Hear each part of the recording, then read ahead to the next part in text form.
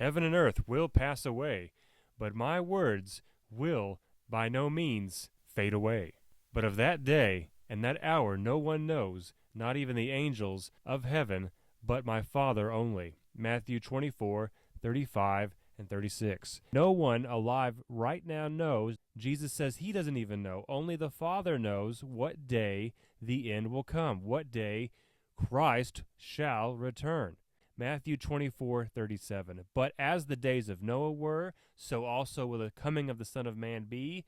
38. For as in the days before the flood, they were eating and drinking, marrying, giving in marriage, until the day that Noah entered the ark. Verse 39. And did not know until the flood came, the rain began, and took them away. So also shall the coming of the Son of Man be. So we need to be ready. You and I need to be ready. Don't go chicken little, the sky is falling. You have to be prepared by doing what God's called you to do. Be prepared in your prayer life. Get your family ready for whatever may come our way. To not do so would be disobeying God. Do not fear. God's got it all under control. Matthew chapter 11, 29 and 30. Take my yoke upon you, says Christ, and learn from me. For I am a gentle and lowly in heart, and you will find rest for your souls. Verse 30, for my yoke is easy, and the burden that I carry is light. So God, Christ, Son of God, is saying, hey, trust me, trust God, trust him. He'll soon be crucified for our sin. If he's saying his yoke is easy, then what do we have to really worry about? What do we have to really fear? What do we have to load us down? Christ is saying, give it to me.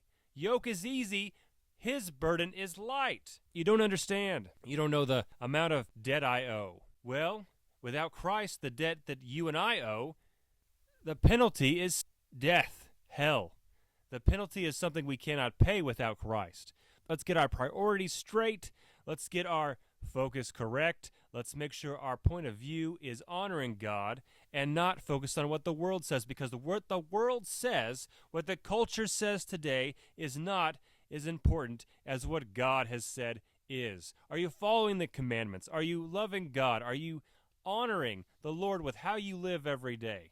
1 Corinthians chapter 8, verse 9. But beware lest somehow this liberty of yours becomes a stumbling block to those who are weak. We have to be aware that how we live our lives can in fact impact those around us and how they live their lives. If we take for granted our salvation, if we sin around someone who is in a weak spot and we don't make ourselves an example of Christ, if we don't endeavor to honor God with how we live, then we can be responsible for leading a weaker brother in to sin himself.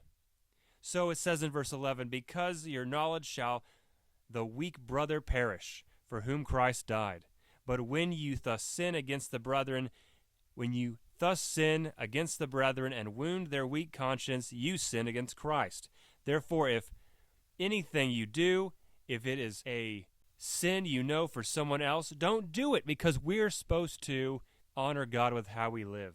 We need to honor God with how we go about our daily lives, not bask in the joy of the sin that we've already been forgiven of. We need to leave it behind. We need to get rid of that sinful lifestyle as Christ died for us. We are new. We are a new being. We need to act like that. We need to walk like that. We need to talk like that. Talking about people, many times in today's culture, we say, how's this going to benefit me? How's this going to help me and be a part of my entitlements? I have to break the news to you if you're all about entitlements mentality, because all we are entitled to because of the sin of Adam and Eve in Genesis is death, is eternal hell and damnation. And so if we walk around, become obsessed with what the culture says, with what the world says that you deserve, we deserve death.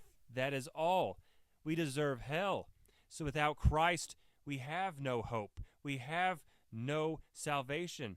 Our right standing relationship with Jesus is all that stands between you and I and eternal hell. 1 Thessalonians 5:18. In everything give thanks, for this is the will of God in Christ Jesus for you. God's will is for us to be thankful. Right now, many of us are living lives and have blessings that we were praying for and claiming years ago. We have blessings in our lives that others would die, others would kill to have. To be thankful, it says, this is the will that God has for us. What's the will for you in your life? It says right here, 1 Thessalonians 5:18, give thanks. Be thankful. Be thankful, because if there's no difference between you, me, and the sinners of this world, then what hope, what light, what change, what's the difference between us and those in the world? Get your house in order. Get your heart, make sure it's in right standing relationship with Jesus. Make sure your relationship with Jesus is not stale, broken. Renew your walk with God today.